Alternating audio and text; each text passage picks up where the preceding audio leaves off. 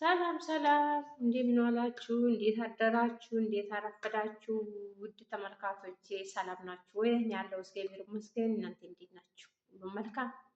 እኔ ጋር ሁሉም መልካም ነው። እንዴት ናችሁ? እና ዛሬም በአዲስ ቪዲዮ መጥቻለሁ።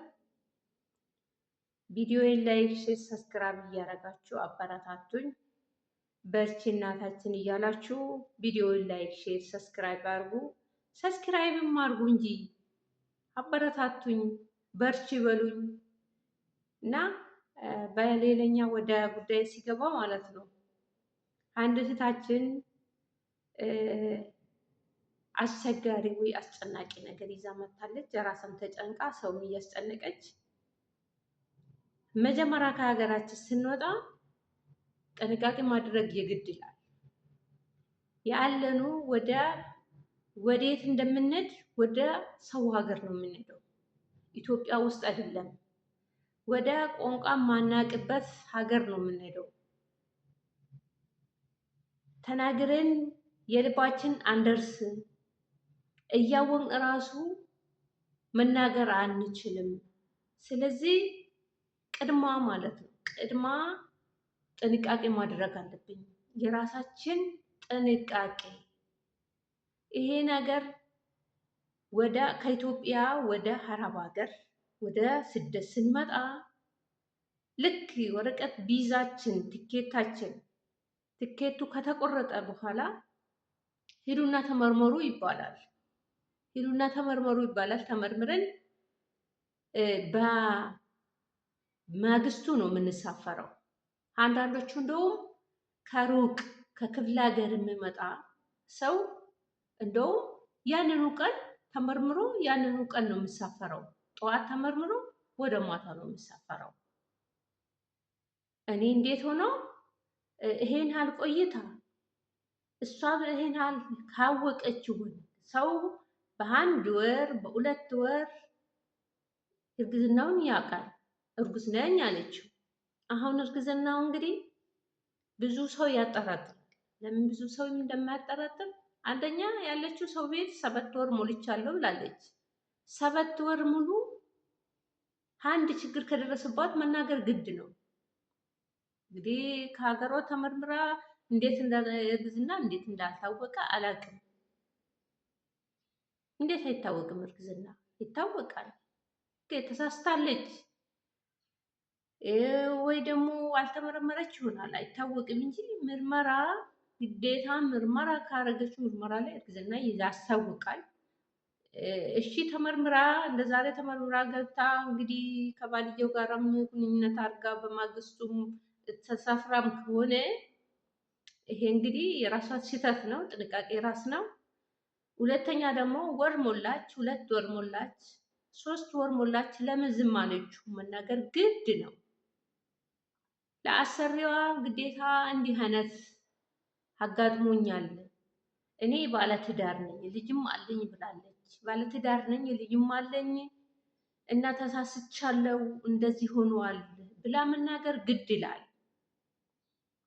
ዛሬ እንዲሆኛለሁ ብላ ከቀን በኋላ ስትናገር ከቤተሰቦቼ ነው ወይ ከባሌ ነው ወይ ከልጄ ነው ብላ ብላው አንገቷ ላይ እንዳታቁ።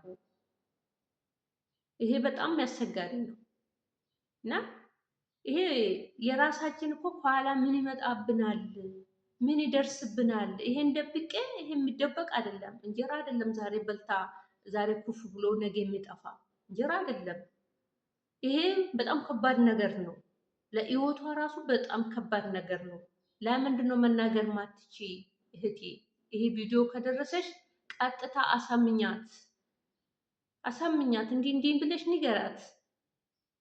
7 ወር ሙሉ አብረሽ ከቆየሽ እኮ ቤተሰብ ነው። ንገራት፣ እንዲህ አሞኛል፣ ለአንቺ መናገር ፈርቼ ነው። ባይሆን በራስሽ ቆርጣ ትላክሽ። እውነት ከሚገሉሽ ብዙ ነገር ከሚደርስብሽ ያው የተለመደ ነው። አንዳንዶቹ ትኬቱ በራሳቸው ተቆርጦ ነው የሚላከው።